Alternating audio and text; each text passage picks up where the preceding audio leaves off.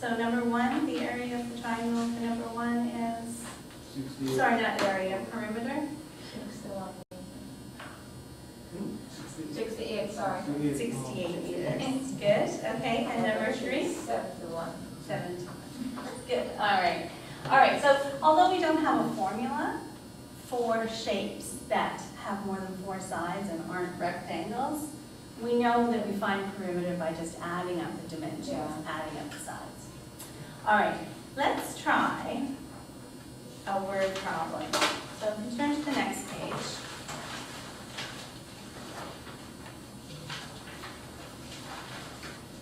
So it says the perimeter of an equilateral triangle is 54 centimeters. Find the length of each side of the triangle.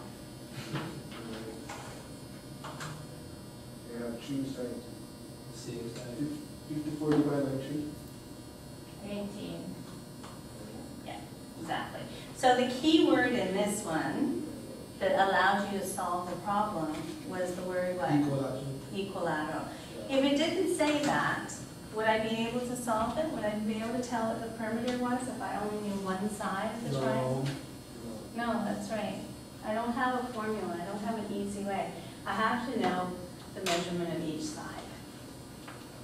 Okay, and what about number 2? Number 2? Number 2 is an area question. We haven't done it yet. We're going to right now. All right, so that's perimeter. So everyone's comfortable with perimeter? All right. The other concept that we're going to talk about is area.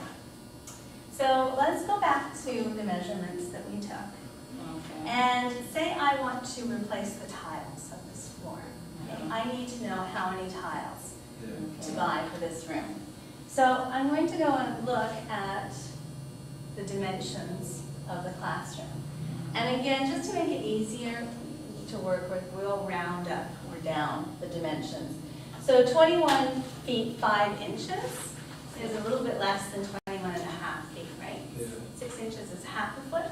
So I'll round down to 21. Right? And we usually use half as the magic milestone. If it's more than half, we round up. If it's less than half, we'll round down. And we have to remember with feet, it's 6 inches, not 5. It's a halfway mark. 17, we'll leave that. 21. And then we know that we must have made a little mistake when we measured this because both sides have to be the same. So I'll change that to 17. All right, so I have my classroom. And it's 21 feet by, that's not it, this is the shorter side. 17 feet and 21 feet. Now if you look, we're fortunate enough that the tiles on the classroom floor right now are 1 foot by 1 foot, aren't they? They are the same size. They are, and I can confirm that, but I'm pretty sure. Yeah, 1 foot by 1 foot. So if I need to know how many tiles I need to replace the ones that are down, I could count, right? The Because I know footsteps the are order. by the tiles. Pardon me? Oh, you can count both ways. You can count the tiles are by footsteps. I could do that too, you're right. My feet are a bit small and work then. Yours might work. But you're right, I could do footsteps. But I'm going to have to count, right? So I'm going to have to say 1, 2, 3, 4, 5, 6, 7, 8, 9, 10, 11, 12, 13, 14, 15, 16, 17. But I'm going to have to go back to my next row. Goodness. 18, 19, 20, and then all the way back, right? I could do that, and that's going to give me the right answer. So, in effect, what I'm doing is making something that looks like this. 21 rows across, columns down, sorry, and 17 rows across. Yeah. And I'm counting every single one of those. But I don't want to do that every time I have to do that, right? You know what I mean. And what if the room was carpeted? I wouldn't have squares on the floor to count, right? You let measure the length and the width of the And- carpet. That's right, but what would I do with that? Huh? How do I know? So I know that the classroom is 17 feet by 21 feet, But that still doesn't tell me how much carpet I need. Because the carpet's not going to come in 21 feet width, right? So how am I going to know how much Measure it. overall? You have to measure. Well, I did measure, and that didn't help me. I could count, but that's going to take me way too long if I have to do a whole house. Yeah. So you could just count one side and one side. Multiply it, right? Yeah. Okay, so I did that. I counted there were 17, right, which represents this number. Yeah. And what would I multiply it by Two. to find out all of You these? have to count Thirty-one. the next row. No, you have to Count the numbers, rows. You have to check on those rows. 21. 21, Yeah. right, exactly. And if I multiply 17 by 21, that's going to tell me exactly the number of these little squares, because each one of these squares is 1 by 1. So it's going to tell me exactly how many squares I have. So 21 times 17, 357. thank you. You were right. 357.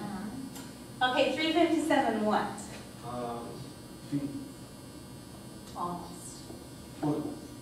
I took 21 feet and I multiplied it by 17 feet. So a foot times a foot equals a square foot.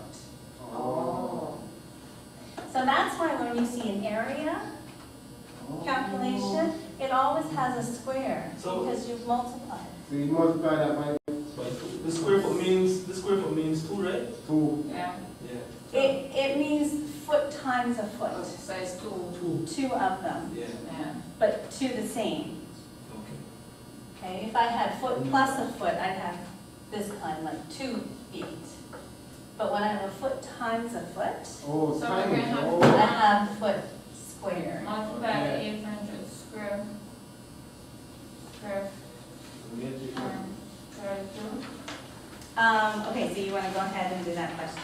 You're anxious to do that problem. Okay, so she's referring to the second problem, word problem. Mr. White purchased a carpet for a rectangular hall of area 800 square yards.